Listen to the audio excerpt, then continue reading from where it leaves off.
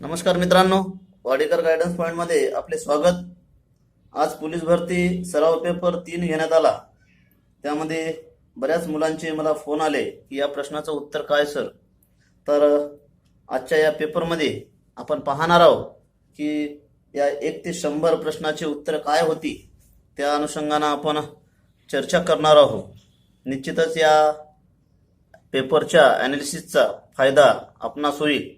हा व्हिडिओ मात्र तुम्ही शेवटपर्यंत पहा आणि नेमकी उत्तर कशी आली हे सुद्धा आपण आपल्या वहीत लिहून घ्या। मित्रांनो, चॅनल सबस्क्राईब केले नसेल तर माझे चॅनल वाडेकर गायडन्स पॉइंट ला सबस्क्राईब करा। पहा, पहिला प्रश्न होता, सन 1873 मध्ये यांनी सत्यशोधक समाजाची स्थापना केली। पर्याय पहा, पहिला पर्याय होता महर्षी कर्वे, दुसरा होता महात्मा फुले, तिसरा होता सयाजीराव गायकवाड आणि चौथा होता राजश्री शाहू महाराज। तर सत्यशोधक समाजाची स्थापना ही 24 सप्टेंबर 1873 ला महात्मा फुले यांनी केली होती। तर याचं उत्तर आहे मित्रांनो महात्मा फुले, उत्तर क्रमांक 2। त्यानंतर दुसरा प्रश्न पहा, कोणत्या घटना दुरुस्तीद्वारे शिक्षणाचा अधिकार हा मूलभूत अधिकार म्हणून समाविष्ट करण्यात आला होता। पहिला ऑप्शन आहे 84वी घटना दुरुस्ती, दुसरा ऑप्शन आहे 85वी घटना दुरुस्ती, तिसरा आहे 87वी घटना दुरुस्ती आणि चौथा आहे 86वी घटना दुरुस्ती। मित्रांनो, 86वी घटना दुरुस्ती द्वारे शिक्षणाचा अधिकार हा मूलभूत अधिकार म्हणून समाविष्ट करण्यात आला होता। तर याचं उत्तर आहे मित्रांनो 86वी घटना दुरुस्ती। त्यानंतर तिसरा प्रश्न पहा, महाराष्ट्र केसरी 2020 चा उपविजेता खेळाडू कोण। प्रश्न नीट ऐकणं अतिशय महत्त्वाचे असते। प्रश्न विचारताना पहा, मी उपविजेता विचारले तर बऱ्याच वेळेस काय होते, आपण घाईने प्रश्न वाचताना महाराष्ट्र केसरी 2020 चा विजेता खेळाडू कोण, तर आपण विजेता माहीत राहते हर्षवर्धन सदगीर, परंतु इथे विचारलंय उपविजेता, म्हणून हे लक्षात ठेवायचं। पहिला पर्याय आहे शैलेश शेळके, दुसरा आहे हर्षवर्धन सदगीर, तिसरा आहे विजय चौधरी आणि चौथा आहे रफिक शेख। तर महाराष्ट्र केसरी 2020 चा उपविजेता जे होता तो होता शैलेश शेळके। त्यानंतर चौथा प्रश्न पहा, 32व्या ऑलिम्पिक स्पर्धा 2020 जे 2020 ला होणार होत्या त्या 2021 ला होणार आहेत। आता 2021 ला जुलै महिन्यात होणार आहे। तर 2020 ला जे होणार होत्या ते नेमक्या कुठे होणार होत्या, तर पहा, ऑलिम्पिक स्पर्धा ह्या दर 4 वर्षांनी होतात आणि तर 2020च्या जे ऑलिम्पिक स्पर्धा होणार होत्या ते टोकियोला होणार होत्या, परंतु कोरोनाच्या पार्श्वभूमीवर जुलै 2021 ला ह्या स्पर्धा होणार आहे, तर ते टोकियोला होणार आहे। आणि 2012च्या ज्या स्पर्धा झाल्या ते लंडन इंग्लंडमध्ये झाल्या, 2016च्या ज्या स्पर्धा झाल्या ते रिओ ते ब्राझीलमध्ये झाल्या, 2020च्या ह्या टोकियोला होणार, 2024चं स्थळ आहे पॅरिस फ्रान्समधलं आणि 2028 आहे Los Angeles, 2028 Los Angeles America. हे लक्षात असू द्या की 2012 लंडन, 2016 रिओ, 2020 टोकियो, 2024 पॅरिस आणि 2028 लॉस एंजेलिस। आणि कोणतीही ऑलिम्पिक स्पर्धा ही शहराच्या नावाने होते, लक्षात ठेवा, कधीच देशाच्या नावाने होत नाही आणि दर 4 वर्षांनी होते, दर 4 वर्षांनी होत असते स्पर्धा, लक्षात असू द्या। आणि जे त्याची ध्वज आहे त्या ध्वजामध्ये जे 5 गोल आहेत, जे 5 गोल आहेत ते 5 खंडाचे नेतृत्व करतात आणि त्याचा क्रम आहे मित्रांनो की पहिला जो गोल आहे तो निळ्या रंगाचा असतो, निळा, दुसरा आहे काळा रंग, नंतर लाल, नंतर पिवळा आणि नंतर हिरवा। लक्षात ठेवा, जे गोल असते ते पहिला जे गोल आहे ते निळ्या रंगाचा, दुसरा गोल आहे ते काळ्या रंगाचा, तिसरा आहे लाल, चौथा आहे हे खालचा पिवळा आणि हे आहे हिरवा. लक्षात ठेवा क्रम, निकाल पिवळा हिरवा, निकाल पिवळा हिरवा.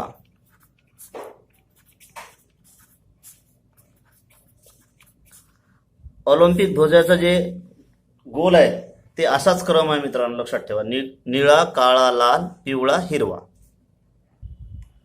पाचवा प्रश्न पहा, सूर्याच्या सर्वात जवळचा ग्रह कोणता? पर्याय पाहूया आपण. पहिला पर्याय मंगळ, दुसरा आहे शुक्र, तिसरा आहे बुध आणि चौथा आहे युरेनस. तर सूर्याच्या सर्वात जवळचा ग्रह कोणता? तर बुध. महात्मा गांधींना राष्ट्रपिता ही पदवी कोणी दिली? पर्याय पहा. पहिला पर्याय आहे रवींद्रनाथ टागोर, दुसरा आहे सुभाषचंद्र बोस, तिसरा आहे पंडित नेहरू आणि चौथा आहे सरदार वल्लभभाई पटेल. तर राष्ट्रपिता जी पदवी दिली ती सुभाषचंद्र बोस यांनी दिली आणि महात्मा जे आहे ती आहे रवींद्रनाथ टागोर.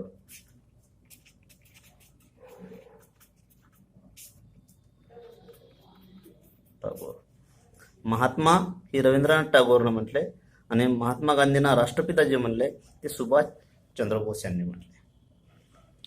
त्यानंतर सातवा प्रश्न पहा मित्रांनो, जागतिक एड्स दिन कधी साजरा केला जातो? तर पर्याय पहा. पहिला पर्याय 1 डिसेंबर, दुसरा आहे 5 डिसेंबर, तिसरा 1 नोव्हेंबर आणि चौथा आहे 5 नोव्हेंबर. तर जागतिक एड्स दिन जो आहे ते 1 डिसेंबरला साजरा केला जातो. आठवा प्रश्न पहा, नरसोबाची वाडी, नृसिंहवाडी म्हणतात त्याला, कृष्णा व या नदीचा संगम आहे. तर नरसोबाची वाडी जी आहे तिथे कृष्णा आणि पंचगंगा या नद्याचा संगम होतो. त्यानंतर नववा प्रश्न पहा, महाराष्ट्र पोलीस महासंचालक कोण आहे? पहा पर्याय. पहिला SK जयस्वाल, दुसरा आहे DD पटकलिस्कर, तिसरा आहे सतीश माथुर आणि चौथा आहे प्रवीण दीक्षित. तर महाराष्ट्राचे पोलीस महासंचालक जे आहे ते SK जयस्वाल आहे. त्यानंतर 10वा प्रश्न पहा, पुण्यावरून बारामतीला जाताना कोणता घाट लागतो? तर पर्याय पहा. पहिला आहे बोरघाट, दुसरा आहे चंदनपुरी घाट, तिसरा आहे पसरणी घाट आणि चौथा आहे दिवा घाट. आता आपण प्रत्येक घाट पाहूया. बोरघाट जो आहे तो मुंबई पुणे, बोरघाट कुठून जाते? मुंबई ते पुणे या दरम्यान लागतो. चंदनपुरी घाट जे आहे ते नाशिक पुणे, पुणे नाशिक, पुणे मुंबई आणि पसरणी जी घाट आहे ते वाई महाबळेश्वर आणि पुण्याहून बारामतीला जाताना घाट लागतो तो दिवा घाट. लक्ष द्या, पुण्यावरून बारामतीला जाताना कोणता घाट लागतो? दिवा घाट. चंदनपुरी घाट हा पुणे नाशिक, पसरणी घाट वाई महाबळेश्वर, बोरघाट हा पुणे मुंबई. 11वा प्रश्न पाहूया मित्रांनो, जगात पहिला कोरोनाचा रुग्ण कुठे आढळला? पर्याय पहा. पहिला आहे वुहान चीन, दुसरा आहे बीजिंग चीन, तिसरा आहे टोकियो जपान आणि चौथा आहे रोम इटली. तर जगात पहिला कोरोनाचा रुग्ण आढळला ते वुहान चीन येथे, पर्याय क्रमांक 1. आणि भारतात जर विचारलंय भारतात पहिला कोरोनाचा रुग्ण कुठे आढळला तर तो आहे केरळ राज्यात. आणि महाराष्ट्रात जर कोरोनाचा पहिला रुग्ण विचारला तर तो आहे महाराष्ट्रात पुणे, महाराष्ट्र पुणे. लक्षात असू द्या, जगात पहिला कोरोनाचा रुग्ण वुहान चीन, भारतात जर विचारला तर केरळ राज्यात आणि महाराष्ट्रात जर विचारला तर पुणे इथे. तर हे तिन्ही बाबी लक्षात असू द्या. त्यानंतर 12वा प्रश्न पहा, तैनाती फौजेची पद्धत कोणी सुरू केली? तर तैनाती फौजेची पद्धत जी आहे ती लॉर्ड वेलस्ली यांनी सुरू केली होती. लक्षात असू द्या, तैनाती फौजेची पद्धत कोणी सुरू केली तर लॉर्ड वेलस्ली. 13वा प्रश्न पाहूया मित्रांनो, मुंबई ठाणे पहिला रेल्वे मार्ग कधी सुरू झाला? पर्याय पहा. 1852, दुसरा आहे 1853, तिसरा आहे 1854 आणि चौथा आहे 1855. तर याचं उत्तर आहे मित्रांनो 1853 मध्ये मुंबई ठाणे हा पहिला रेल्वे मार्ग सुरू झाला होता. 14वा प्रश्न पहा, खालीलपैकी कोणत्या ग्रहाला उपग्रह नाही? प्रश्न, कोणत्या ग्रहाला उपग्रह नाही? तर पहा, पहिला ऑप्शन आहे गुरु आणि शनी, दुसरा आहे बुध आणि शुक्र, तिसरा आहे मंगळ आणि शुक्र आणि चौथा आहे गुरु व बुध.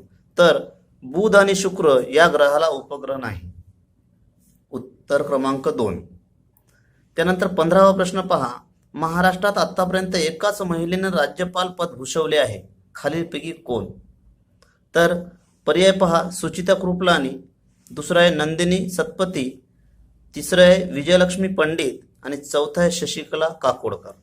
तर मित्रांनो, महाराष्ट्रात आतापर्यंत एकच महिलेने राज्यपाल पद भूषवलेले आहे, ते म्हणजे विजयलक्ष्मी पंडित. हे महाराष्ट्राचे राज्यपाल पद भूषवणारी पहिली महिला आहे. आता नंदिनी सतपती जे होते ते ओरिसा राज्याचे राज्यपाल होते. शशिकला काकोडकर जे होते ते गोवा राज्याची राज्यपाल होती आणि सुचिता कृपलानी उत्तर प्रदेशचे मुख्यमंत्री होत्या.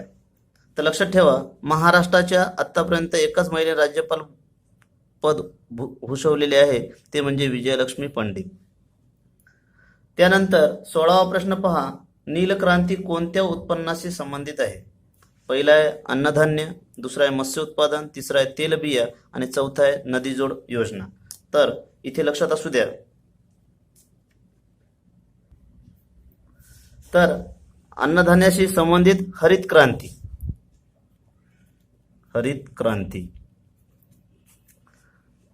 तेलबियाशी संबंधित पीत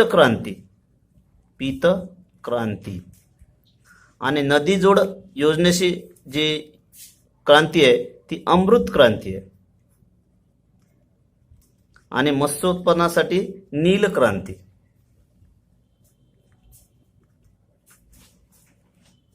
तर नील क्रांती कोणत्या उत्पन्नाशी संबंधित आहे? मत्स्य उत्पादनाशी.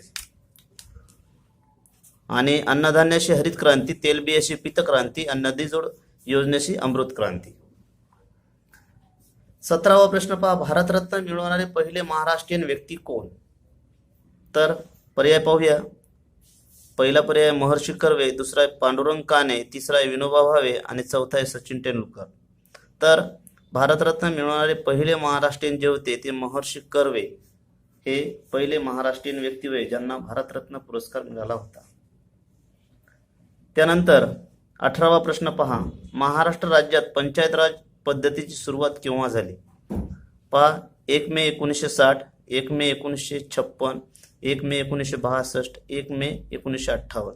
तर महाराष्ट्रात पंचायत राज पद्धतीची सुरुवात ही 1 मे 1962 ला चालू झाली होती आणि 1 मे 1960 ला महाराष्ट्राची निर्मिती आहे.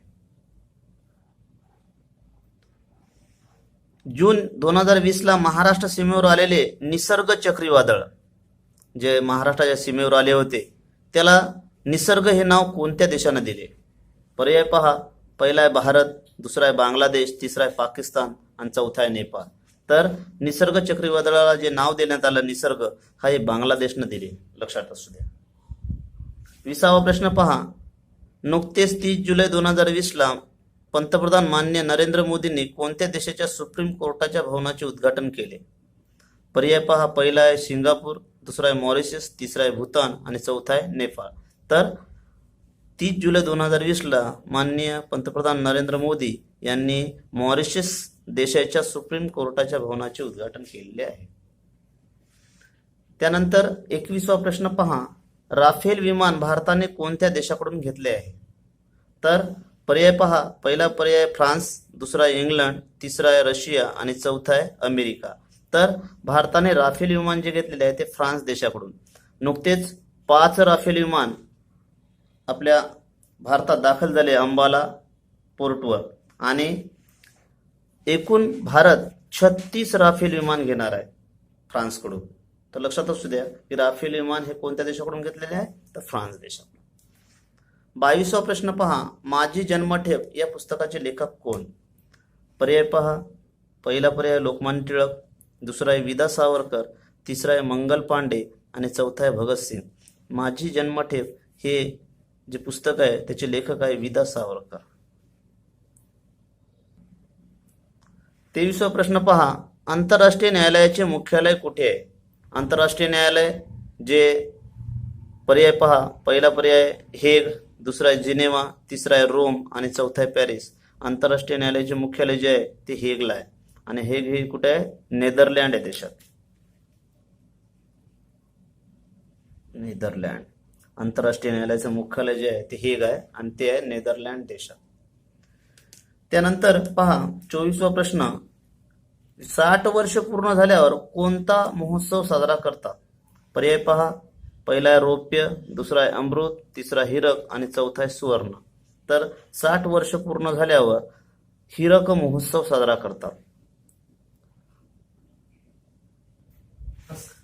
इथे पहा आता रौप्य जे आहे ते 25 वर्ष पूर्ण झाल्यावर रौप्य महोत्सव साजरा करतात.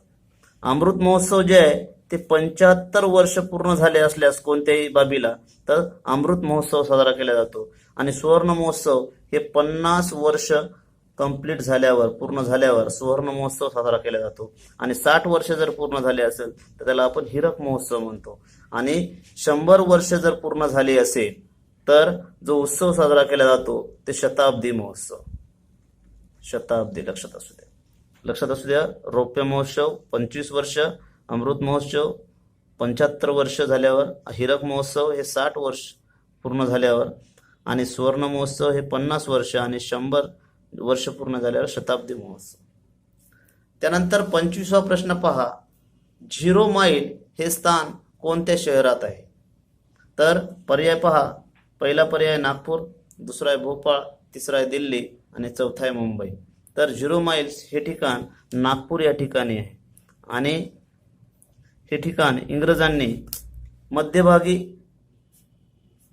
ही संकल्पना राबवून नागपूर इथे 0 माइल्स हे स्थान नागपूरला आहे. लक्षात असू द्या, 0 माइल हे स्थान कोणत्या शहरात आहे मग? तर नागपूर या ठिकाणी. तर मित्रांनो, हे होते चालू घडामोडी आणि सामान्य ज्ञान या विषयाचे प्रश्नाचे उत्तरे. आणि प्रत्येक प्रश्न अशा पद्धतीने अनालिसिस करून सांगितलेला आहे. आणि बऱ्याच जणांचे फोन आले की या प्रश्नाचं उत्तर हे असायला पाहिजे हे. तर आता मात्र तुम्ही कन्फर्म राहा की या प्रश्नाचे उत्तर जे मी सांगितलेले आहे तेच उत्तर आहे. आणि यानंतरचा जो व्हिडिओ राहणार आहे तो गणित या विषयावर राहणार आहे आणि तो भाग 2 असणार आहे. पेपर 3चा भाग 2. त्यामुळे तुम्ही तो भाग सुद्धा आपण पाहावा. आणि गणिताचे जे उत्तर आहेत कसे आले ते सुद्धा त्यामध्ये आपल्याला स्पष्टीकरण सांगितले जाईल. मित्रांनो, हा व्हिडिओ तुम्हाला आवडला असेल तर लाईक आणि शेअर करा आणि माझे चॅनल वाडीकर गायडन्स पॉइंटला सबस्क्राईब करा. धन्यवाद.